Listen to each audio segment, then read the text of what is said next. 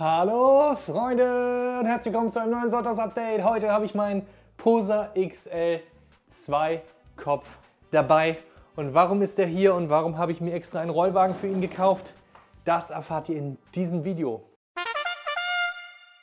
Denn in diesem Video, Freunde, soll es tatsächlich um ein ganz besonderes Thema gehen, nämlich die Wartung von dem XL und was nach circa einem Jahr so alles passiert ist, was wir für Probleme haben, was wir tauschen müssen und meine allgemeinen Erfahrungen.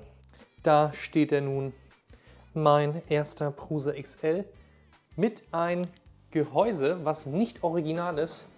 Das Teil habe ich mir heruntergeladen auf Printables, habe mir die Teile besorgt und das einfach nachgebaut. Das werden wir auch gleich runternehmen. Das Gehäuse ist aus PETG-CF gedruckt, Scheiben aus Polycarbonat. Was fällt uns noch auf? Wir haben hier auch die Seiten geschlossen, wir haben Türen, ebenfalls Seiten geschlossen. Hier ist nur noch ein Spulenhalter. Warum ich hier nur noch einen Spulenhalter habe, erkläre ich euch gerne später. So sieht der Otto von hinten aus. Ja, ihr werdet jetzt wahrscheinlich sagen, Laurens, warum ist dein Drucker so sauber, wenn du den doch schon seit einem Jahr hast? Leute, ich bin eine relativ ordentliche Person geworden in meinem Leben. Ich war es nicht immer, aber ja, mein bester Freund, der Swiffer, ist stets bei meinem Prusa XLs und ich bin immer fleißig am Swiffern, damit die auch schön sauber sind. Denn das ist einfach eine Riesenbombe für Staub, sage ich euch ganz ehrlich. Ich würde sagen, ich nehme jetzt einmal das Gehäuse oben ab. Das ist relativ leicht. Das kann man gut herunternehmen, denn das brauchen wir jetzt erstmal nicht mehr. Die Türen hier vorne, die können wir auch abnehmen. Da habe ich nämlich keine Mutter eingesetzt, deswegen kann ich die Schrauben jetzt so ohne weiteres einfach rausdrücken. Genau für diesen Fall habe ich das gemacht. Das ist quasi die günstige Gehäuseversion für den XL gewesen. Glaube ich, weiß ich nicht, keine 200 € gekostet. So, kann man auch schnell die Türen abnehmen. So, und jetzt können wir uns das Ganze mal ein bisschen besser angucken.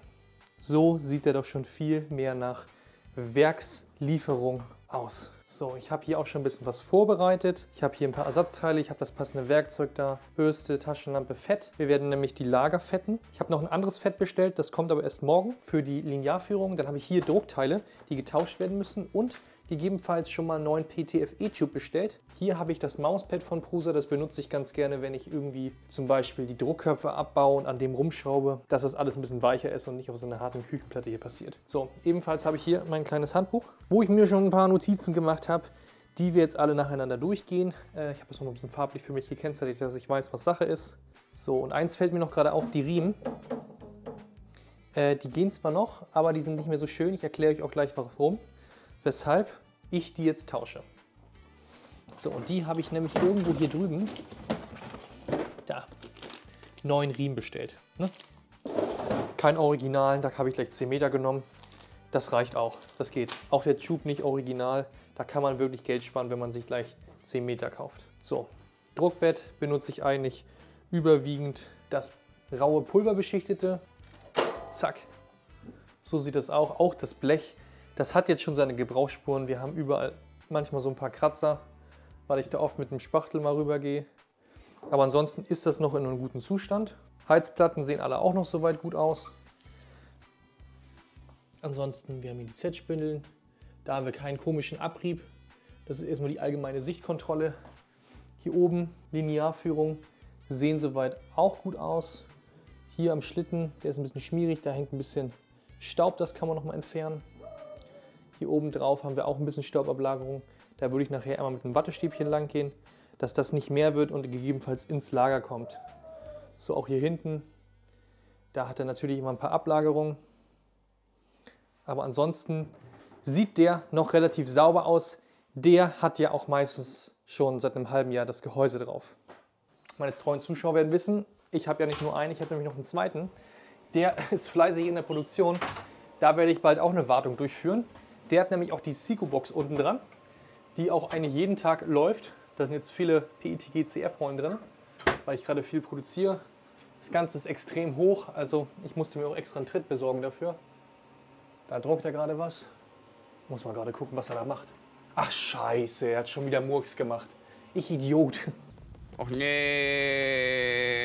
nee, lass mal. Nee. Er druckt jetzt gerade was in der falschen Farbe, ey. Naja, nicht schlimm, brauche ich für ein anderes Projekt. So, also hier steht der zweiköpfige und ja, hier ist auch ein bisschen Dreck, deswegen, wo gedruckt wird, fallen auch mal Partikel runter. So, ich gehe mal hier rauf. Auch hier eigentlich alles im guten Zustand, weil ich halt oftmals hier und da ein bisschen Wiener. Hier sieht das aus. Wenn wir da mal hinten reinzoomen. Da hinten sehen wir ein paar Ablagerungen auf den Umlenkrollen. Da hinten auch ganz besonders. Das ist einfach Dreck, was sich da absammelt und dann mit der Zeit halt so verklumpt. Ansonsten mein fünfköpfiger, den habe ich ja noch nicht ganz ein Jahr. Den habe ich, glaube ich, erst 10 Monate. Der kam ja kurz danach. Aber der ist auch in einem guten Zustand. Ich drucke mit beiden sehr, sehr viel. Meistens tatsächlich immer auf den ersten 2 Köpfen. Der fünfköpfige ist aber ansonsten auch eine coole Geschichte, weil 5 Farben. Der Multitool-Wechsel ist einfach unfassbar schnell. So, was steht in meinem Buch drin? Ein großes Ding ist, ich würde sagen, wir bauen jetzt erstmal die Köpfe ab. Denn wir wollen die Tubes reinigen und die Köpfe reinigen und auch an den Köpfen viel rumschrauben. Deswegen nehme ich die einmal ab. So, die Köpfe kann man ja per Hand so einzeln rausnehmen. Ich lasse die jetzt nochmal drin und löse jetzt erstmal hier vorne die Schrauben, um die Kabelführung abzumachen. Zack, die kann man dann so aushaken mit Schlüssellöchern. Dann kann der Tube raus. Filament habe ich natürlich schon entladen und der Stecker kann gelöst werden. Das ist hier mit so einer Rastnase. Und dann können wir das alles mal eben beiseite hängen und den Kopf abmachen. Wie ihr seht, das ist halt jetzt mein zweiköpfiger. Deswegen geht es bei dem alles ein bisschen schneller. Dem einen oder anderen ist aufgefallen, dass das hier vielleicht eine andere Farbe hat als diese Teile. Oh, was fällt mir hier auch gerade noch auf? Die muss ich ja auch tauschen, die sind ja auch schon verzogen. Dadurch, dass ich ein Gehäuse habe und sehr viel drucke, haben die Köpfe doch einen relativ hohen Verschleiß, liegt an den PETG-Teilen und die müssen weg. Denn hier habe ich schon den Filamentspanner aus Polycarbonat CF gedruckt, weil das Originalteil so ausgeleiert war, dass ich gar keinen Druck mehr aufs Filament ausüben konnte. Hier zum Vergleich der andere Kopf. Der hat das noch nicht. Tatsächlich habe ich vor 1-2 Wochen die Köpfe von oben nach unten gewechselt, weil die unteren halt verschlissen war durch die Temperatur. Hier steht nämlich eingekratzt Druckkopf 4, das ist vom oberen Drucker. So, und deswegen müssen die Köpfe nachher komplett auf Polycarbonat CF-Teile umgebaut werden. So macht das Prusa jetzt mittlerweile auch, seitdem es den Enclosure gibt. Und da werden auch die passenden Teile mitgeliefert. Aber ich empfehle es einfach jedem, die Teile irgendwann mal umzurüsten, wenn man halt bei der Wartung sie sowieso abhat. So, wenn ihr den Drucker relativ früh bekommen habt, wie ich, oder tatsächlich noch früher, kann es sein, dass diese Docks, die Druckteile von denen, nicht in der neuesten Version sind. Das kann sein, das müsst ihr für euch selber herausfinden. Ich kann euch nur einen Tipp geben, wenn euer Riemen hier oben Verschleiß zeigt, dann sind die Docks locker oder ihr habt die falschen Druckteile. Ich versuche das mal einzufangen, denn da gibt es so Muttern und bei den ersten Druckern haben die ein bisschen rausgeschaut. Fällt nicht gleich auf, aber schaut euch mal eure Riemen hinten ab. Ich habe jetzt hier keinen Abrieb an den Riemen, deswegen weiß ich, dass ich die neuesten Docks habe. Habe ich auch schon ganz oft nachgeguckt und meine Docks sind auch relativ fest. Was noch wichtig ist, wir sehen hier, das sind diese kleinen Stopper, die sind auch gefedert. Da fährt der Druckkopf immer mit der Nozzle drauf. Die müssen richtig eingestellt werden und auch die können in einem schlechten Zustand sein. Hier seht ihr, das ist jetzt noch normaler Verschleiß. Man sieht hier ein bisschen Abdruck. Tauschen muss man die noch nicht, kann man aber. Ich werde es lassen. Und das nächste Thema ist, ihr seht, da krümelt relativ viel rum. Wenn das mehr ist, hier seht ihr auch so Fäden, wenn das mehr von diesen Fäden sind, was gut sein kann, gerade beim fünfköpfigen, wenn der Druckerkopf hier sitzt, können da unten diese Fissel reinfallen, die fallen dann direkt aufs Mainboard. Deswegen werde ich die Mainboard-Abdeckung auch gleich abnehmen, um zu schauen, ob wirklich kein Kram auf dem Mainboard liegt. So, seitlicher Filamentsensor. Ja, sollte eigentlich fest sein, der Tube, aber bei Farbe 2 ist der nicht mehr fest. Nein, es fehlt nicht das Teil. Das ist einfach irgendwie nicht so toll. Es hält bei mir einfach nicht. Ich bin da kein Fan von. Rausnehmen muss ich sie jetzt sowieso, denn ich will die mit Druckluft durchpusten. Nächstes Thema. Ihr seht, der Schlauch, der ist schon oval. Das heißt, da haben wir starken Abrieb vom Filament gehabt. Das ist völlig normal, da braucht man sich keine Sorgen machen. Das passiert auch bei PLA. Genauso wie bei CF, nur bei CF-Materialien halt ein bisschen schneller. So, dann könnt ihr euch auch allgemein den Schlauch angucken. Es kann sein, dass der mal irgendwo durchgeschliffen ist. Das kann passieren, da muss man den tauschen. Ist bei mir jetzt zum Glück nicht der Fall. So, und das Ding gefällt mir gar nicht. Das Ding werde ich nämlich tauschen. Ich habe das hier auch schon nachgedruckt. PETG CF mit richtigen M10 Verschraubung. Und das werde ich 1:1 dagegen tauschen. Habe ich bei meinem anderen auch schon gemacht. Finde ich sehr gut. Also würde ich euch auch empfehlen, das mal aufzurüsten. Dann habt ihr nie wieder Probleme mit den Schläuchen. So Freunde, ich habe mir mal einen Kompressor besorgt und den Schlauch hier reingelegt. Das Ganze könnt ihr auch mit dem Mund machen. Aber ich mache das jetzt mit dem Kompressor. Hier ist das Ende hingelegt. Es kann nämlich sein, wenn der Schlauch schon so verschlissen ist, dass da noch PTFE-Staubreste drin sind. Und die können natürlich bis in die Nozzle gelangen und können dann die Nozzle verstopfen. Das wollen wir vermeiden. Deswegen puste ich jetzt einmal hier vorsichtig durch. Achtet auf diese Stelle, da könnte gleich was kommen. Toll, jetzt habe ich den falschen Schlauch durchgepustet. Warte mal, den Schlauch brauchen wir. Achtung. Da kamen ein paar Partikel rausgeflogen. Also einmal alle Schläuche durchpusten, damit die staubfrei sind. Allgemein könnt ihr hier hinten auch alles vorsichtig einmal abpusten. Ich habe jetzt nicht viel Bar da drauf. Ich will nämlich nichts kaputt machen oder irgendwie in irgendwelche Lager pusten. Einfach nur ein bisschen staubfrei machen.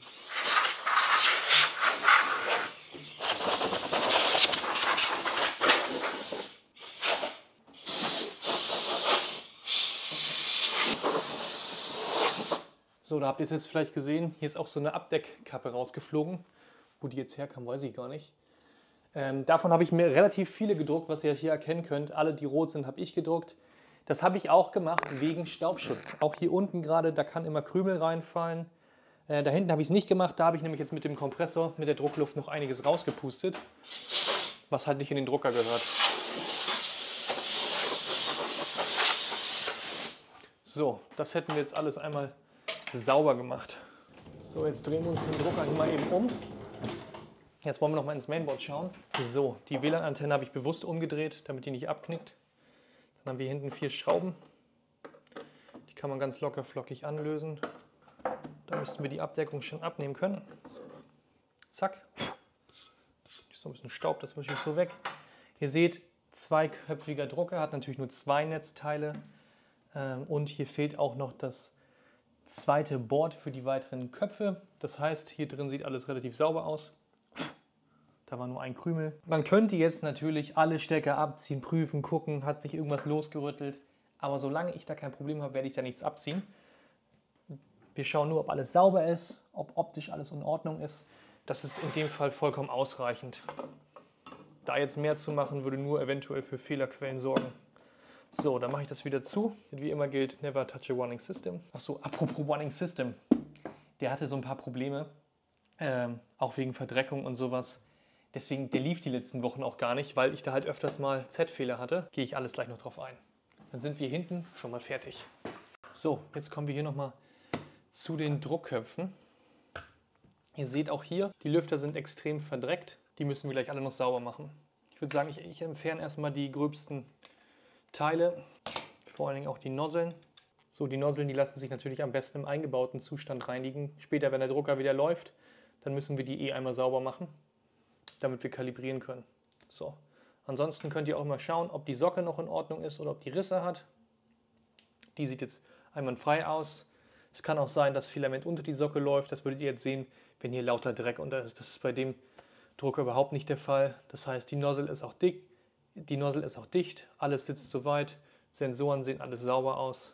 Das ist genauso, wie wir uns das vorstellen. Das war jetzt Druckkopf 4 von meinem 5-köpfigen. Druckkopf 4 hat wahrscheinlich auch noch nicht so viel gelaufen. So, was ich euch aber noch zeigen möchte, ihr seht, die Druckköpfe haben hier unten schon Polycarbonat-Bauteile. Bei meinem 2-köpfigen, die Köpfe, die habe ich nach oben gebracht, weil die beiden Köpfe nicht so gut waren. Deswegen habe ich mit 2 von oben gemopst und die haben halt hier schon Polycarbonat-Teile. Aber die Teile sind auch aus PETG. Das heißt, das ist wirklich ein Zwischenmodell gewesen. Und auch hier, das ist krass. Das Teil müssen wir auch unbedingt tauschen. Da stimmt irgendwas gar nicht. Bei meinem 2-köpfigen ist das auch noch aus PETG und ist komplett verformt. In dem Fall habe ich jetzt hier ein etwas älteres Hot End. Das habe ich schon richtig viel benutzt. Das ist eine Prism Nozzle mit gehärteter Düse. Also halb Messing, halb gehärtet. Hier seht ihr, sieht schon alles ein bisschen genutzter aus. Auch die Socke, die ist schon kaputt. Liegt aber an mir, weil ich die immer extrem abbürste, weil die Rückstände von PETG CF sind ziemlich hartnäckig und da ist mir tatsächlich ein Stück rausgerissen. Ist aber nicht schlimm, kann man noch nutzen. Muss einmal die Seitenplate getauscht werden, die Abdeckhaube, der Hauptträgerkörper, die Luftdüse gegebenenfalls, Lüfterhalter, der seitliche Lüfteransaugstutzen und nochmal ein paar Bauteile für den Filamentspanner. So, ich würde sagen, wir fangen dann mal an. Das ist ein Kopf, der hat nicht viel gelaufen, aber ich tausche jetzt trotzdem alle Teile, weil ich die unbedingt aus PETG-CF haben möchte. Dazu nehme ich mir immer meinen kleinen Helfer, meinen Akkuschrauber, damit es schneller geht. Ich muss jetzt erstmal die seitliche Abdeckung hier abnehmen. So, die könnt ihr dann direkt mit dem Messing-Zahnring abnehmen. Dann könnt ihr euch das nämlich genauso wegpacken. Das bleibt nämlich erstmal so, wie es ist. Dann können wir uns vorsichtig das Extruder-Zahnrad rausnehmen. So sieht das aus. Hat hier 2 Zahnräder oben dran. Gucken, dass ihr das halt nicht einfettet. Hier oben ist es fettig, müsst ihr aufpassen. Es hat aber auch noch nicht viel gelaufen. So, dann würde ich euch empfehlen, diese ganzen Sachen einmal auszubürsten. Rückstände da rauszuholen. Um es zu reinigen. Hier habt ihr schon gesehen. Da gibt es diese ganz kleine Unterlegscheibe, die sitzt hier unten drauf, die darf natürlich am Ende nicht fehlen. So, das packen wir beiseite. Dann gibt es dieses Bauteil. Das habe ich jetzt nicht aus PETG-CF gemacht, denn hier läuft das Filament durch. Auch das kann verschleißen, aber wenn das aus PETG-CF wäre, wäre es von der Oberfläche rauer her und das Material wird nicht mehr so gut leiten. Deswegen lieber das Teil einmal im Jahr tauschen. In dem Fall könnt ihr hier unten reingucken. Wenn das da unten noch rund aussieht und nicht verschlissen ist, dann könnt ihr das auch noch dabei belassen. So, dann könnt ihr euch jetzt hier vorne den Filamentspannarm so nämlich abnehmen. Das Teil müssen wir gleich auseinandernehmen. Ihr seht, das Ganze ist jetzt hier alles relativ locker. Müsst ihr immer ein bisschen vorsichtig sein, dass ihr nichts kaputt macht. Und dieser Arm, der ist einfach nur mit dieser einen Schraube gesichert. Die müssen wir jetzt lösen. So, Schraube ab. Packen wir uns beiseite, dann kann man das Ganze so zweiteilen, zack. Und da sitzen dann 2 Kugellager mit Stiften drin. Dann ziehen wir die Stifte raus. Dann bleiben meistens die Kugellager dran. Und dann könnt ihr euch auch ganz einfach direkt schon das neue Teil aus Polycarbonat CF und die Kugellager hier gleich schon eindrücken. Oder eher gesagt die Stifte. Geht aber in der Regel alles super einfach. Zack. So, jetzt, wenn ihr die schon aus Polycarbonat CF habt, baut die trotzdem auseinander, denn ihr seht, da sind so ein paar Krümel drin. Das wird dann mit der Zeit immer mehr und die könnt irgendwann die Zahnräder blockieren. Diese Teile aus PETG, die schmeiße ich jetzt weg, denn die möchte ich an meinem Drucker nicht mehr sehen. Anderes Druckteil auf das andere legen. Das geht alles super leicht. Zack, wird dann einfach zentriert mit den Stiften und die Schraube kann wieder eingeschraubt werden.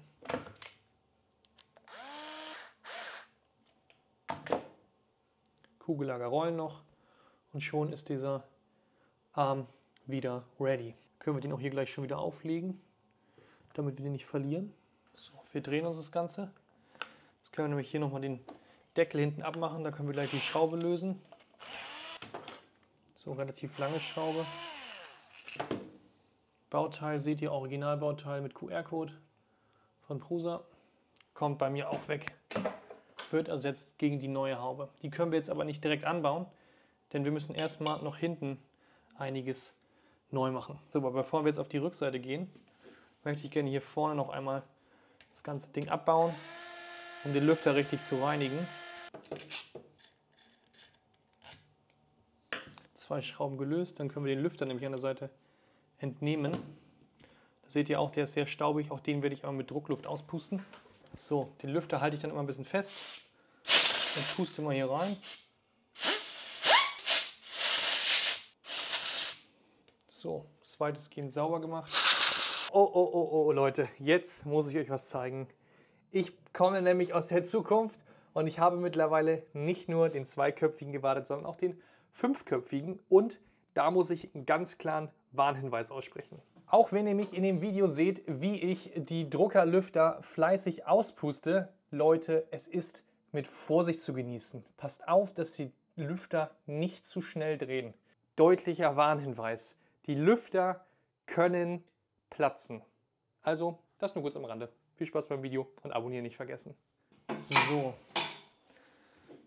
Dann können wir die Lüfter hier mal beiseite klappen.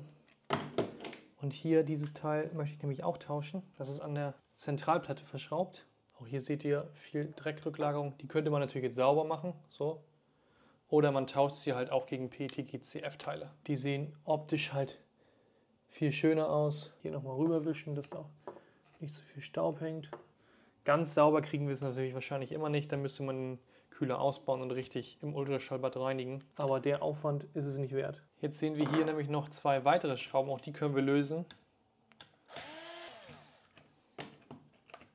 Jetzt müssen wir nämlich theoretisch 3 Teile erhalten.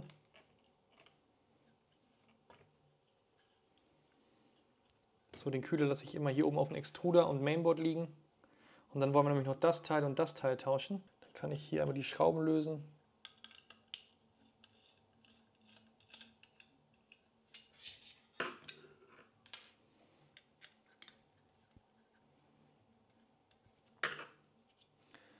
So, das Teil ist ja schon aus Polycarbonat CF. Das kann ich auch eigentlich gleich dranbleiben lassen.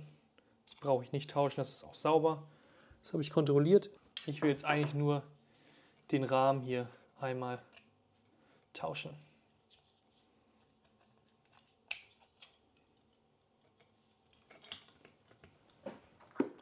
So, Leute, jetzt fuschig.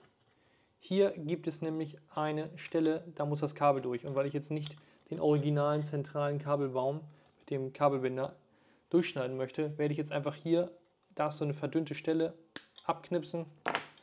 Und das Teil kann man dann so ein bisschen biegen und das Kabel rausnehmen.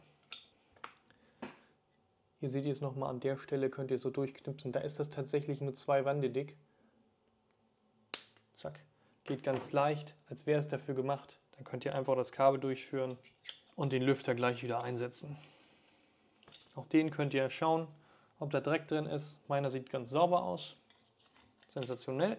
Können wir das wieder zusammendrücken. Ist eigentlich nur ein kleiner optischer Unterschied.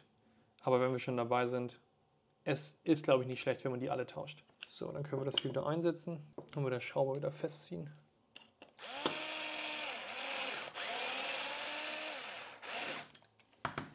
Top.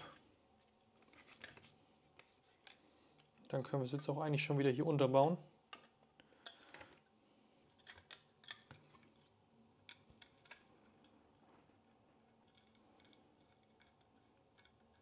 So, dann können wir den Lüfter hier vorne auch schon wieder einsetzen.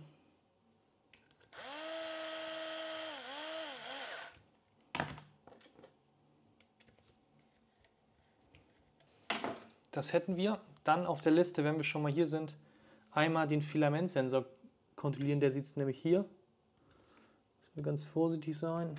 Gucken, ob wir den rauskriegen. So. Filamentsensor sitzt da drin auf einer Plantine, aber wir haben hier ein Kunststoffteil. Da sitzt eine Kugel drauf, an einem Magneten auf einer Feder. So. Das müsst ihr gucken, dass das auch wirklich da ist und sauber ist. Zack. So. Lieber einmal checken. So, jetzt kommen wir noch hier zum Filamentspanner. Der hier ist nämlich auch aus PETG. Der muss auch definitiv neu. Ganz wichtiges Teil. 2 Schrauben mit Federn dran. Die könnt ihr da drin lassen. So sieht die Spannvorrichtung aus und die müssen wir jetzt also mal einmal einprägen. Gerne auch ein Foto von machen. Dann nehmt ihr euch die Bauteile, legt euch das so hin, wie das mal sein soll. Schaut, dass ihr auch wirklich alles habt. Und dann könnt ihr das auseinandernehmen. Dazu braucht ihr einen 5,5er Schlüssel und den Torx-Schraubendreher. Einmal und noch die zweite Seite.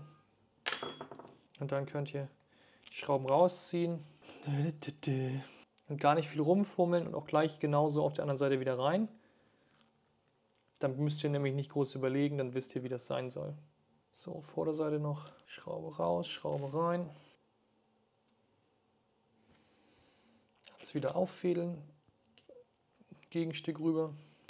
Die neuen Teile, da gehen die Schrauben in der Regel nicht so einfach durch, da müsst ihr ein bisschen schrauben, die sind noch nicht so ausgeleiert. Hauptsache am Ende habt ihr alles leichtgängig zusammengebaut. Muttern wieder drauf, vorsichtig anziehen, nicht zu fest. Da am besten den Schraubenzieher hier vorne halten, dann könnt ihr gar nicht zu fest machen. Wirklich nur ganz, ganz locker. So, denn das Teil muss hier noch leichtgängig sein und auch das Rad hier vorne. Das könnt ihr dann ganz fein einstellen. Das ist nicht zu locker, nichts klappert. Aber es muss leichtgängig gehen. denn da müsst ihr ja jeden Tag ran. Kommt da wirklich auf eine halbe Umdrehung an. So, und dann könnt ihr das Ganze auch schon wieder am Hauptkopf festschrauben. So, beide Schrauben gleichmäßig anziehen vom Druck her. Und dann könnt ihr auch jetzt schon mal hier probieren, ob das darüber geht, und das geht. Top. Das spannt schon mal. So, jetzt können wir das Ganze vorsichtig umdrehen. Ich empfehle euch das jetzt auch schon einzurasten, denn das gibt der ganzen Konstruktion mehr Halt. Einmal umdrehen. Jetzt müssen wir diese 2 Schrauben lösen. So, dann könnt ihr nämlich jetzt hier auch schon sehen, der Hauptrahmen kommt runter und die Backplate geht auch ab. Jetzt haben wir hier noch 2 Vierkant M3-Einleger und eine gesicherte Mutter. Die müssen wir uns jetzt noch rauspopeln. Das geht gut, kann man so rausdrücken. Bei den seitlichen Vierkanteinlegern könnt ihr mal so ein bisschen klopfen. Wenn das nicht klappt, Pro-Tipp am Rande, ganz kleinen Schraubendreher und das so ein bisschen reinfummeln, bis sie dahinter kommt, und dann könnt ihr sie raus katapultieren. Zack, die Teile kommen auch wieder weg. Schade drum, aber solche Teile möchte ich an meinem Drucker nicht haben, die mit der Zeit sich verformen. So, dann alles wieder neu einlegen. So, um die Mutter hier reinzubekommen, empfehle ich euch, eine möglichst lange Schraube zu nehmen. Zum Beispiel die Schraube, die ihr auch später zum Festschrauben braucht. Die ist ja relativ lang. Die könnt ihr dann nämlich durchstecken und dann die Mutter da schon mal so hinbuxieren.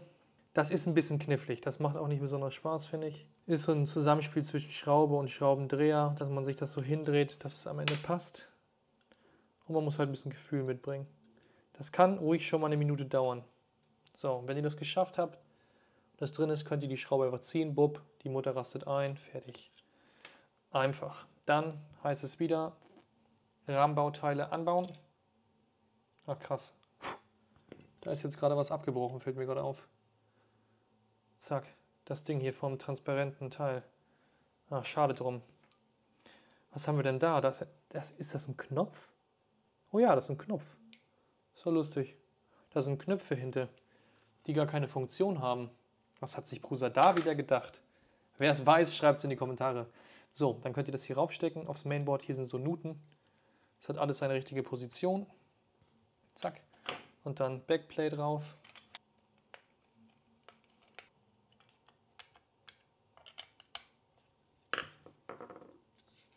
So, wenn wir das geschafft haben, dann können wir die Motorhaube, wie ich sie so gerne nenne, auch schon hier wieder draufsetzen.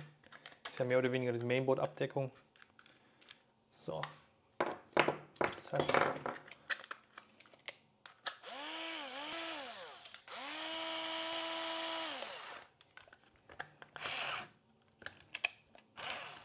Haube auch nur handfest, ihr wollt die ja nochmal aufmachen.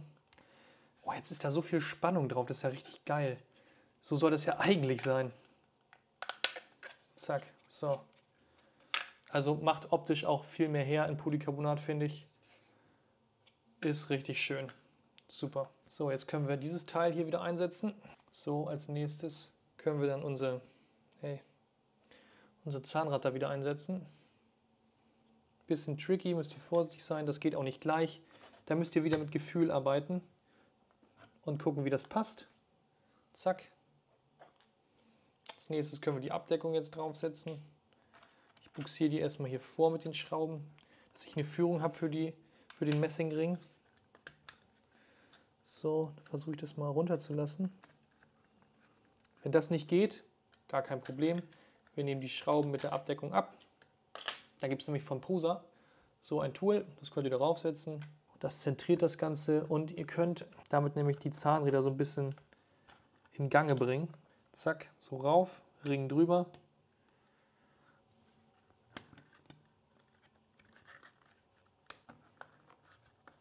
Es muss sich drehen lassen und es muss rübergehen. Ansonsten stimmt irgendwas nicht. So.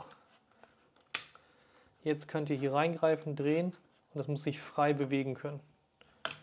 Ansonsten aufmachen, gucken, ob das Zahnrad auch in der richtigen Position ist und nicht schief ist. Und wenn es sich frei drehen lässt, dann ist alles richtig. Locker flockige Position. Die Zahnräder sind noch gefettet, das ist ausreichend, meiner Meinung nach. Ansonsten könnt ihr danach fetten. So, diese Abdeckung, Die könnte man nochmal gegen Polycarbonat CF tauschen. Habe ich jetzt aber gar nicht gedruckt, weil ich das gar nicht gesehen habe, dass die hier schon so ausgeleiert ist. Ich setze die jetzt erstmal wieder drauf und verschraube die und tausche die am Ende noch einmal. Aber das muss jeder nach seinem eigenen Ermessen entscheiden, wann er welches Teil tauscht. So, alles ganz locker anziehen. Beim Kopf zusammenbauen muss man sich wirklich Mühe geben, weil wenn der krumm wird, dann hat man später keine Freude damit. So, schön über Kreuz hier vorsichtig. So, und am Ende noch diese Schraube hier festziehen. So, zack. Und das ist jetzt unser fertiger Kopf. Könnt ihr auch wieder den eigentlichen Heizblock mit den Kabeln wieder einsetzen. Wenn das alles sauber ist, zack, dann fädel ich das hier durch. Es ist nach wie vor immer noch ein bisschen frickelig, aber es geht. So. Einsetzen, mit der Hand leicht drücken. Vorne wieder festmachen. Zack. Kabel einstecken.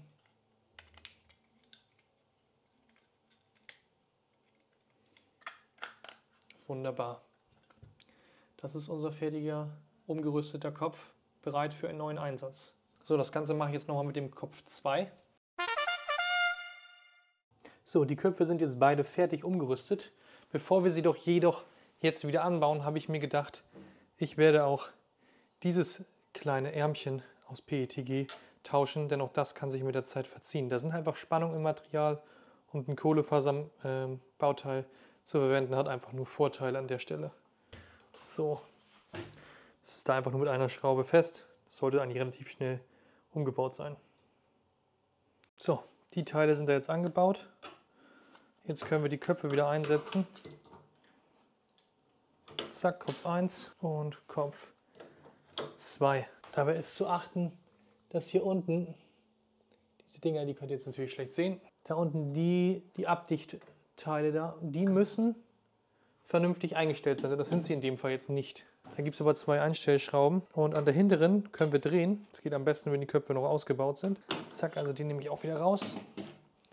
Und jetzt gehe ich da an diese Schraube und ziehe da mal ein bisschen dran. Seht ihr schon, dann geht das runter. Dann setze ich den Kopf wieder ein, schaue mir das Ganze nochmal an. Und das sieht schon viel besser aus. Ich kann jetzt wahrscheinlich auch im eingebauten Zustand daran noch rumschrauben. So, das sieht gut aus. So sollte das sein. Minimale Spannung, aber soll halt auf jeden Fall noch zuhalten. So, Kopf 2 wieder rein. Jetzt können wir die Kabel und alles andere schon wieder anschließen. Zack, den Tube und hier vorne die Arretierung. So, alles, was ich hier mache, habe ich mir nicht unbedingt ausgedacht, sondern das habe ich natürlich bei Prusa nachgelesen. Das könnt ihr auch machen, denn Prusa hat eigentlich zu jedem Problem eine Lösung auf der Webseite. Es gibt zwar keinen detaillierten Wartungsplan, das geben solche Firmen ungern raus, aber deswegen habt ihr mich. Ich habe nämlich ein bisschen recherchiert und zeige euch jetzt ja Schritt für Schritt, was ihr machen müsst. Was fast niemand macht, der ein XL hat, mit dem ich gesprochen habe, ist diese Nupsis zu fetten. Und ja, jetzt fragt ihr euch Leute, ja, die muss man eigentlich fetten. Das sind nämlich die Zentrier-Nupsis, damit das Dock vernünftig aufgenommen werden kann. Warum man die fetten muss, ich weiß es nicht. Warum die von Werk aus nicht gefettet waren? Fragen über Fragen. Aber auf jeden Fall sollen wir die fetten und das machen wir. Deswegen gehen wir in die Produktion. Hier habe ich mir auf meinen Prusa 3.5er diesen kleinen Nupsi gedruckt und der ist das Geheimnis dahinter. Dieser kleine Nupsi aus PETG, der soll jetzt auf die originale Fetttube von Prusa aufgesteckt werden. So, das heißt, ich habe hier eine neue Tube. Wir pieken die Ganze einmal an mit dem Deckel. So, jetzt ist das da vorne. Ist da ein Löchlein drin. Seht ihr, die ist offen. Jetzt kann ich die hier reinschrauben. Es gibt nämlich ein Gewinde. Warte mal, ich spritze erstmal noch ein bisschen.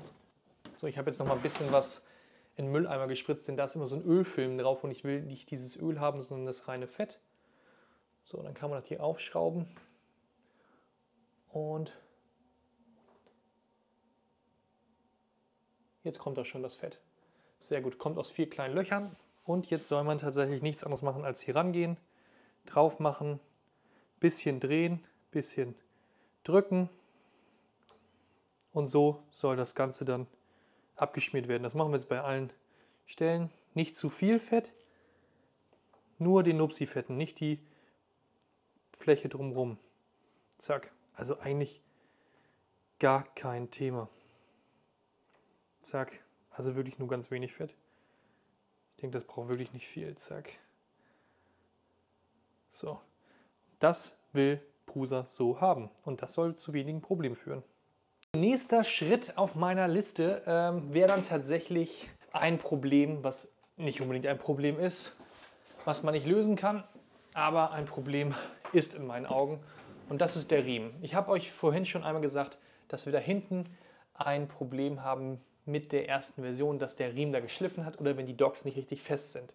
Meine Docks sind fest, ansonsten könnt ihr die hier hinten mit einem ganz normalen Imbusschlüssel, nämlich hier durch das Blech durchgehen und nachziehen.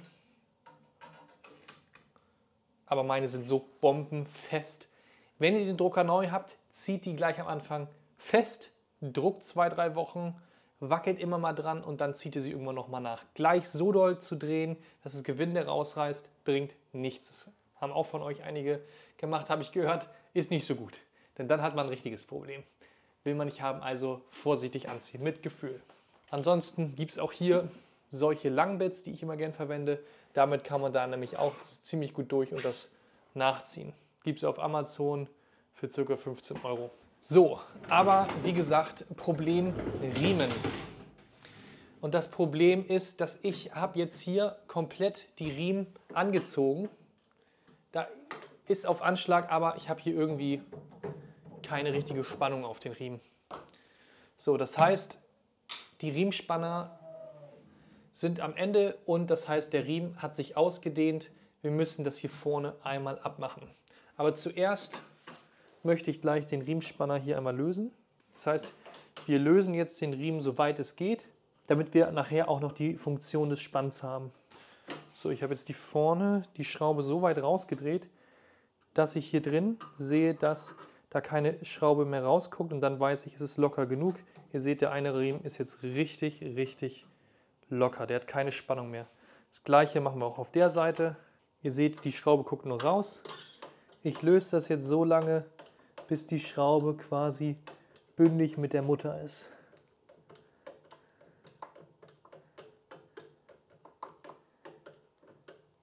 So in etwa. Und dann haben wir jetzt beide Riemen richtig locker. Wenn man sich das jetzt hier vorne anguckt, wir haben hier 2 Kunststoffteile, die sich auch schon ein bisschen verformt haben durch die Temperatur und durch die ständige Belastung. Und deswegen ganz wichtig, diese Teile müssen jeweils einmal durch Teile aus Polycarbonat CF getauscht werden. Das empfehle ich jedem von euch. Oh, die Schraube, die war auch super locker, ey. So, dann nehmen wir mal die Schrauben hier raus. Gucken uns mal an, was uns dahinter erwartet. Ihr seht hier das Teil, das ist sehr, sehr schlaff. Also die Liebe ist auf jeden Fall aus dem Kunststoff daraus. Das hat einfach die besten Zeiten gesehen. So, zack, zack. Ihr seht, oh krass, sowas, wie verformt das ist an sich. Das ist einfach verschlissen. Das ist einfach, da verlangen wir dem Material zu viel ab. Deswegen jetzt Polycarbonat ist steifer mit CF sowieso. Jetzt können wir die Riemen natürlich einfach wieder festschrauben, aber ihr merkt, wir haben hier locker 1 cm zu viel Riemen. Wir können das jetzt abschneiden, aber in meinem Fall werde ich sogar versuchen, den Riemen zu tauschen. Das heißt, ich löse mir das hier oben einmal nochmal und dann tausche ich auch den Riemen, um euch das einmal zu zeigen. Denn der Riemen ist ja länger geworden, das heißt, er ist ausgeleiert und damit auch verschlissen. Zack, die Teile können weg. Jetzt haben wir hier die Riemen. Vorsicht, dass die jetzt nicht rausrutschen. Jetzt könnt ihr auch einmal den Schlitten frei bewegen und gucken, ob der Geräusche macht. Und wie tausche ich jetzt am besten so einen Riemen in so einem Drucker, dass das Spaß macht? Ich habe mir die Anleitung von Prusa angeguckt, wie man einen Riemen tauscht. Leute, macht's nicht so. Das geht einfacher. Grüße an Surf Alex, der hatte nämlich die Idee, oder wir hatten gemeinsam die Idee, ich habe gesagt, nimm Isolierband, er hat gesagt, nimm Schrumpfschlauch und er hat den Riemen dann einfach rückwärts eingezogen. Gar kein Thema. So werde ich das auch machen. Das heißt, ihr müsst nicht diese ganzen Blechteile abbauen. Wir machen jetzt einfach hier den neuen Riemen fest und ziehen ihn einfach durch die gesamte Anlage einmal durch. Da habe ich jetzt auch nichts Besonderes bestellt. Der neue Riemen, kein Originalteil, von Amazon, 10 Meter Riemen. Das hat gekostet 20 Euro. Da sind auf jeden Fall genügend Meter dabei. Zack, ich packe mir mal hier den neuen Riemen unten rein. Der sieht auch gleich viel schöner aus. Und jetzt kommt der Clou. Meine Schrumpfschlauchkiste kommt zum Einsatz. Und wir suchen uns hier den passenden Schrumpfschlauch raus, wo der Riemen reinpasst. Und jetzt werden wir einfach Ende an Ende ranmachen und mit dem Schrumpfschlauch das Ganze zusammenlöten. So, dann nehme ich in meinem Fall jetzt einen weißen Schrumpfschlauch, nur damit ihr besser sehen könnt, wo das wandert. Sonst würde ich auch einen schwarzen nehmen. Schiebe den jetzt erstmal hier zur Hälfte rein. So brenne ich das jetzt hier fest. Sieht man auch hier schon den Riemen durch. Stecke ich den neuen von der anderen Seite rein bis zum Anschlag und brate den jetzt auch fest. So, achtet dabei, dass der Riemen in der Mitte nicht überlappt, sonst wird das zu dick. Jetzt lasse ich das schön einmal abkühlen und dann können wir das gleich durchziehen. So sollte das im besten Fall aussehen. Bündig da drin zusammen, schön verschrumpft, flexibel, besser als Isolierband und jetzt können wir das da gleich durchziehen. Das ist doch mal eine Idee, Freunde. So kann man Riemen tauschen. Ganz einfach. Alter Riemen, neuer Riemen. So, und jetzt muss man hier auf der einen Seite den Riemen einführen. Muss man mal gucken, das ist ein bisschen tricky, aber das geht. Und es läuft ja jetzt ganz langsam auch gut um die Rollen drumherum. So, jetzt müsste es gleich ein bisschen schwerer gehen, da muss es nämlich um die Doppelrolle, aber selbst das geht, ey, das ist so geil mit diesem Schrumpfschlauch, das ist der Pro-Tipp. Das hätte sonst 3 Stunden gedauert. Zack. So, und jetzt habe ich den Riemen schon getauscht und jetzt kann ich den schön abschneiden. So, das Abschneiden würde ich mit so einem kleinen ESD-Seitenschneider machen. Zack. Jetzt haben wir hier den alten. Der kommt in Müll. Jetzt schneide ich mir erstmal einen Tick zu lang ab. Das kann ich später noch zuschneiden. So, und das gleiche Prozedere jetzt nochmal mit dem anderen Riemen. Ey, das ist ja so toll.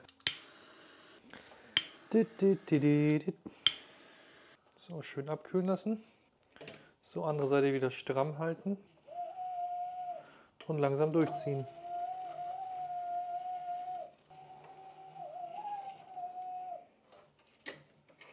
Es ist so einfach. So, und jetzt können wir den Riemen hier wieder einlegen bis zur Mitte. Den anderen legen wir uns da drauf, gucken, wo wir den abschneiden müssen.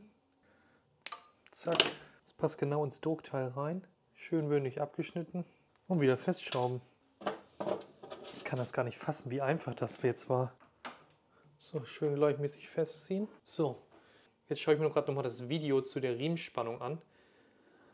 Da gibt es extra ein YouTube-Video zu. Würde ich euch auch empfehlen, euch das anzuschauen, damit ihr alles richtig macht. Nice. Ganz einfach, wir wählen jetzt hier unseren Drucker auf. Da steht das auch nochmal beschrieben. Man soll die Achse hier bis zur Mitte schieben, den Schlitten ganz hier rüber. Und dann soll man nämlich hier spielen und die Frequenz messen. Guck, das hat für mich noch zu locker gewirkt. Bisschen nachziehen.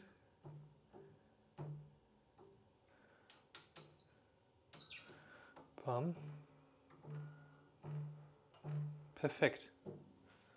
Andere Seite. Hier ist schon zu fest. Genau gleichmäßig. Perfekt.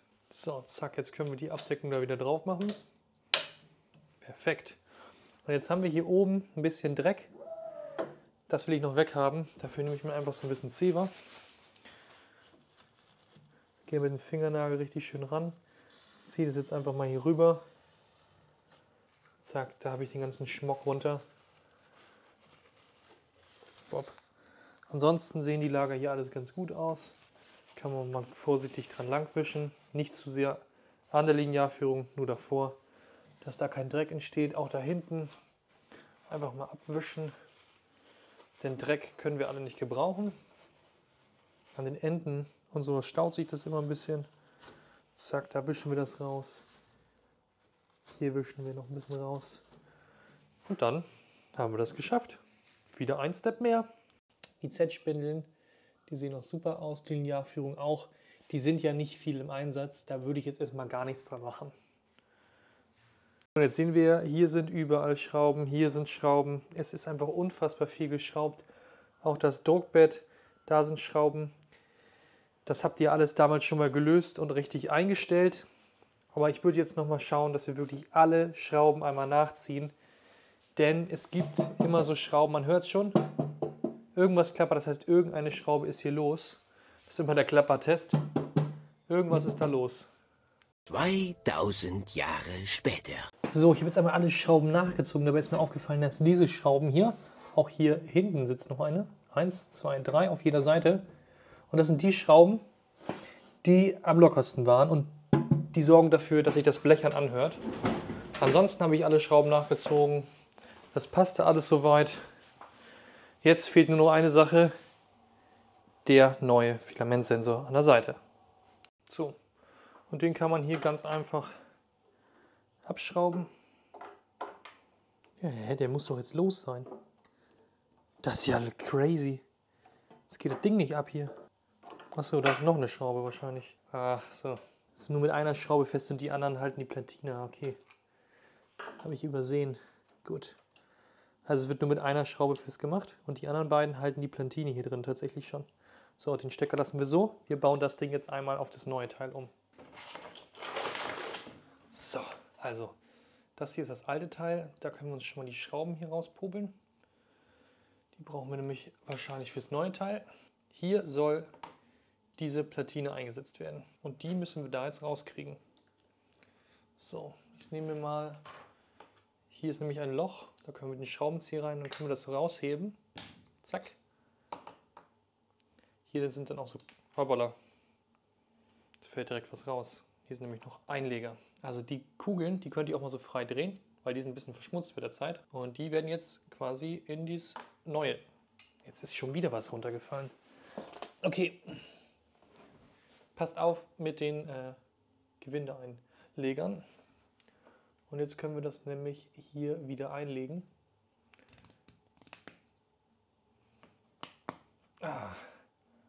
So. Das passt. Den Rest müssten wir hoffentlich mit der Schraube anziehen können. Top. Jetzt können wir da reingucken und sehen, das sitzt gut. Dann können wir uns theoretisch noch mal ein Stück Filament nehmen und das einmal schon mal vorher testen. So, jetzt gehen wir hier durch. Gucken, ob das alles so passt. Und dann merke ich auch, okay, da ist ein Widerstand, da sitzt die Kugel. Das passt so. Sehr gut. Dann können wir das jetzt wieder mit dieser einen Schraube hier wieder festschrauben. Alles klar, Watcher, das passt. Wieder zurück am Drucker. Zunächst einmal wieder das Kabel einstecken. Zack, dass das einrastet. Und dann wieder festziehen. So, dann auch Schlauch 2 auf das zweite Loch und Schlauch 1 auf Loch 1. Schön einstecken und jetzt können wir nämlich hier auch Schläuche anschließen. Und da schließe ich nämlich diesen Zweifach-Filamenttrockner von Creality. Da habe ich nämlich immer 2 Schläuche und dann kann ich direkt die Schläuche da anschließen und direkt aus dem Trocknungsgerät in den Drucker rein drucken. So Freunde, jetzt kommen wir zum Fetten der Linearführung, die wir einmal hier oben haben. Wir haben auf der rechten Seite einen, wir haben hier noch eine und wir haben in Z-Richtung auch nochmal 2 Linearführungen. Insgesamt 5 Linearführungen. Und jetzt fragt man sich natürlich, Leute, Mensch, wie fettig die denn?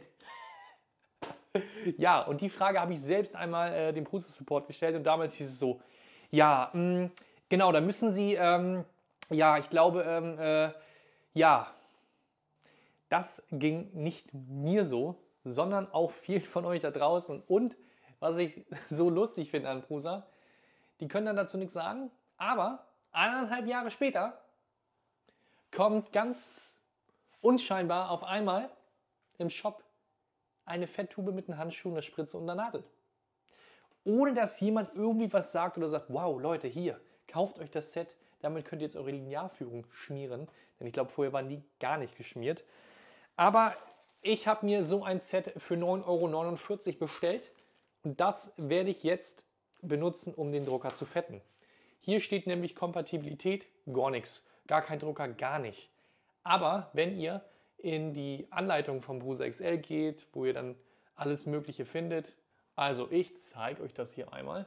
Wenn ihr auf Hilfe und dann Montageanleitung geht und das Ganze auch auf Deutsch gestellt habt, dann könnt ihr hier oben nochmal auf Home drücken. Das ist der Pro-Tipp. Denn dann kriegt ihr das sortiert, dann werden hier die ganzen Drucker angezeigt. Dann gehen wir auf Prusa XL. Dann kriegen wir die Firmware, Treiber, Handbuch. Das brauchen wir alles nicht, aber wenn ihr runtergeht, kriegen wir hier Anleitung und Service, Handbücher. Und wenn wir dann hier runtergehen, finden wir Prusa Connect, Prusa Link, Kühlertausch, Linearführung tauschen. Unter anderem, wenn wir ganz weiter runtergehen, da steht es Schmieren der Linearführung am Prusa XL. Da gehen wir dann rauf und da wird das dann erklärt, wie der ganze Lachs da jetzt reinkommt. So, ich habe das Set, ich würde sagen, ich mache das einmal wie eine Anleitung und nehme euch mit. So, also wir kriegen 2 Handschuhe, die brauche ich jetzt aber nicht. Ich denke, das geht auch ohne Handschuhe. Dann haben wir hier eine Spritze, einmal das Fett. Das kommt sogar aus München, also sogar ein deutsches Fett und eine übergroße Nadel, die ist aber nicht spitz, also da könnt ihr euch nicht verletzen. So, und dann machen wir die Tube hier auf und da ist dann das Fett drin. Dann drücke ich mir das so ein bisschen vor, dass das Fett hier rankommt und dann Tube darauf und dann ist es jetzt halt Präzisionskunst. Drücken und ziehen gleichzeitig. So füllt sich dann die Spritze. Ruhig mal ganz voll machen. Damit können wir auf jeden Fall mehrfach die Linearführung fetten, würde ich sagen. Weil da sind 20 Gramm drin und ich glaube, wir sollen immer ungefähr 1 Milliliter da reinmachen. Jetzt befindet sich hier oben noch ein bisschen Fett. Das drückt jetzt halt ein bisschen raus. Die Nadel lassen wir jetzt so drin. Und das ist jetzt unsere Fettspritze. Und wenn man jetzt genau hinschaut, sieht man da oben ein Loch und darunter gibt es auch noch ein Loch, genauso wie hier. Ist ein Loch, auf der anderen Seite befindet sich überall an der gleichen Stelle so ein Loch. Und da wollen wir jetzt mit der Nadel rein. So, wir sehen das Loch. Ich gehe jetzt mal mit der Nadel rein, die passt da auch gut rein. Mal ein bisschen spritzen. Da steht 0,1 Milliliter. Das geht aber relativ schwer. Okay, da sieht man jetzt schon, dass das Fett da ein bisschen rauskommt. Ich habe das jetzt nach Gefühl gemacht. So, auf der anderen Seite auch nochmal. Zack, so ein bisschen rein. Dann fahren wir den Schlitten mal hin und her. Und da sehen wir jetzt auch schon, wie da so ein kleiner Fettfilm entsteht. So, und das machen wir jetzt natürlich auch noch hier an den Seiten. Überall mal ein bisschen Fett reinpressen. Da ist ordentlich Gegendruck. So, dann machen wir das auch hier oben. Einmal rundherum in alle Linearführungen. Dabei immer mal den Schlitten ein bisschen bewegen. Dann auf der anderen Seite nochmal Fette. Bisschen tricky ranzukommen, aber man kriegt es hin. Zwischendurch immer mal abschmieren, das überstüssige Fett. So, und jetzt einfach mal alle Linearführungen vorsichtig bewegen. Und das war die ganze Hexerei. Jetzt, wenn wir den später wieder drin haben und an ist und wir ihn kalibrieren, können wir dann noch ein paar Mal hoch und runter fahren mit der Z-Achse, damit auch da das Fett richtig verteilt wird. Aber das ist die ganze Hexerei. Alles ist jetzt gefettet. Jetzt ist er auf jeden Fall auf dem Stand, wo wir ihn hinhaben wollen. So Freunde, ich habe mich jetzt hier nochmal zu meinen Prusa XLs gesetzt und wollte noch einmal sprechen über meine Erfahrung, wie schon am Anfang des Videos erzählt. Also meine Erfahrung, den habe ich jetzt genau 1 Jahr und den habe ich jetzt so 10 Monate. Und ja, was habe ich mit diesen 2 Freunden hier alles durchgemacht? Als der erste Prusa XL zu mir kam, konnte dieser noch nicht einmal Input Shaper, das heißt, er hat damals noch extrem langsam gedruckt.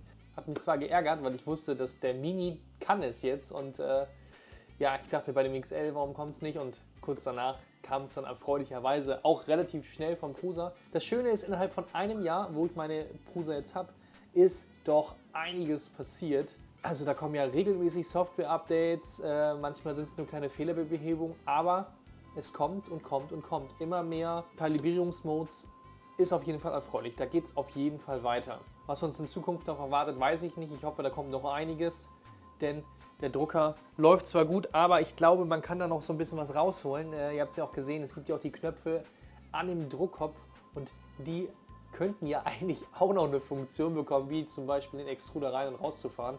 Mal schauen, ob das noch kommt. Mal schauen, ob andere Sachen noch in Zukunft dazukommen. Ich bin gespannt. So, zu Software-Updates gehören natürlich auch immer die passenden Punkte, die Auslöser, weshalb ein Software-Update gemacht wird. Und Einer der größten, bekanntesten Probleme, glaube ich, ist tatsächlich der USB-Fehler. Ich habe den jetzt schon relativ lange nicht mehr, aber das war eine Zeit ein großes Problem bei mir. Das gibt ein paar Hardware-Fix, dass man so ein paar spezielle Bauteile vorne und hinten um die Displaykabel macht und dann soll das wohl ein bisschen besser werden. Ansonsten einfach mal den USB-Stick tauschen, manchmal hilft das auch. Der andere sehr bekannte Fehler ist Überhitzung. Ich habe das jetzt beim oberen etwas stärker damals gehabt, aber das ist auch schon Monate her. Da habe ich dann einfach Lüfter ans Mainboard gebaut, war das Problem auch weg. Mittlerweile, der hier hat das Problem nie gehabt, komischerweise. Also es ist immer abhängig, wann euer Drucker gebaut wurde, was er für Probleme hat. Die neueren Drucker von Prusa werden jetzt ja auch mit Polycarbonatteilen ausgestattet. Die haben alle diese Upgrades, die neuen Docks, die haben alle neuen Druckteile. Also wenn ihr jetzt euch noch einen kaufen solltet vor Weihnachten, dann sage ich Merry Christmas, viel Spaß damit, denn jetzt laufen die Drucker richtig geil. Ansonsten kann ich sagen, der Drucker ist eigentlich extrem wartungsarm. Wenn man ihn dann erstmal richtig kalibriert hat, läuft er auch ziemlich lange. Ich habe mittlerweile schon öfters mal eine verstopfte Düse gehabt, aber ich benutze ja auch keine originalen Messingdüsen und ich drucke auch nicht nur PLA, sondern bei mir werden wirklich kiloweise Kohlefasermaterialien auf den XLs verdruckt. Und das kann natürlich nach Zeit zu Zeit immer mal wieder für eine verstopfte Düse sorgen. Da hat der XL jetzt gar nichts mit zu tun. Aber ansonsten ist der mittlerweile ein richtig geiler, zuverlässiger Drucker geworden. Also ich weiß gar nicht, wie viel Teile und wie viel Kilo ich schon durch die Dinger durchgerockt habe. Aber das müssten pro Stück mindestens 100 Kilo sein. Minimum. Also da ging schon richtig was durch. Allein was ich jetzt für die Seiko-Boxen in den letzten 2 Monaten hier an PETG CF da durchgerockt habe, ist beeindruckend. Und deswegen kann ich nur sagen, Leute, ich wünsche mir einen dritten. Wirklich. Die Dinger laufen jetzt. Gerade auch hier oben mit der Seiko-Box. Geiles Erweiterungskit. Kann ich auch jedem nur empfehlen. Ich trockne da eigentlich für alle meine Drucker zurzeit die Materialien mit vor. Es ist einfach geil. Du schmeißt da einfach 5 Kilo rein und drückst auf Start und morgen ist alles trocken. Es ist einfach deutlich, deutlich besser, als jetzt so kleineres Sunlu S2 zu nutzen. Ansonsten, was haben wir jetzt getauscht? Wir haben die Riemen getauscht, die haben es gefettet, wir haben ihn kalibriert. Aber großartig tauschen muss man da nichts. Wenn ihr euch jetzt einen kauft, habt ihr auch schon alle Polycarbonatteile. Von daher ist das Ding eigentlich echt, wie man das von Prusa kennt. Richtiges Arbeitstier und das gefällt mir. Und deswegen werden die Dinger hier auch noch lange bleiben. Ich finde die Dinger, ich liebe einfach. Tut mir leid, ich bin auch ein bisschen Prusa XL-Fan. Ist einfach ein großer, geiler Drucker. Ich drucke alles da drauf auf, groß oder klein. Gerade mit diesen separierten Heizplatten.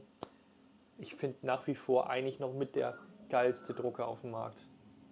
Muss ich einfach so sagen. Bei den anderen, wenn du was Kleines drucken willst, allein dass immer das ganze Heizbett sich aufheizt, hier hast du einzelne Segmente. Das funktioniert einfach super. Muss man einfach sagen. Das ist wirklich, wirklich nice. Und zu guter Letzt kann ich euch jetzt noch zeigen, wie ich meine Druckbetten immer wieder vernünftig reinige. Da habe ich hier so eine Sprühflasche. Da gehen, wie viele Liter gehen da rein? 1 Liter, denke ich. Ne? Da ist Isopropanol drin. 100%iges, das ist ganz wichtig. Das sprühe ich dann immer schön hier drauf. Lasse es immer kurz einwirken. Nehme dann hier immer ein bisschen Zewa und reibe das einmal richtig schön ab. So, wenn es zu trocken ist.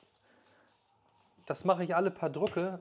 Dusche ich das mal richtig mit Isopropanol ab und verreibe das alles. Und dann zünde ich das Druckbett an. So, zack. So mache ich das immer. Nee, war ein Spaß. So mache ich das natürlich nicht. Das Feuer könnt ihr weglassen. Also Isopropanol einmal abreinigen. Und dann habe ich hier 3D-Lack. Ein paar Mal schütteln und dann gehe ich da wirklich und hau da eine ganz dünne Schicht 3D-Lack drauf. So, und so bereite ich meine Druckbetten immer für neue Aufträge vor, damit es auch optimal gleichmäßig hält. So, und dann als letzten Schritt Druckplatte wieder rein. Und jetzt können wir den Drucker wieder in Betrieb nehmen. Er ist jetzt komplett gereinigt, wir haben alles gefettet, getauscht, alles eingestellt. Aber ganz wichtig ist jetzt, dass wir den Drucker, man könnte ihn jetzt einmal tatsächlich resetten, die neueste Firmware wieder komplett von vorne aufspielen, muss man aber nicht. Aber ich würde euch jetzt empfehlen, wirklich die gesamten Kalibrierungseinstellungen von vorne durchzumachen. Vor allen Dingen ganz wichtig, die Docks zu kalibrieren, dass das wieder vernünftig läuft, die Düsenabstände, alles einzumessen. Ich würde einfach die gesamte Kalibrierung, den Selbsttest, Riemenspannungstest, alles einmal komplett von vorne machen, damit auch alles vernünftig ist. So, Freunde, das brauche ich euch jetzt aber nicht zeigen, da wisst ihr, wie das geht. Das habe ich euch schon öfters gezeigt.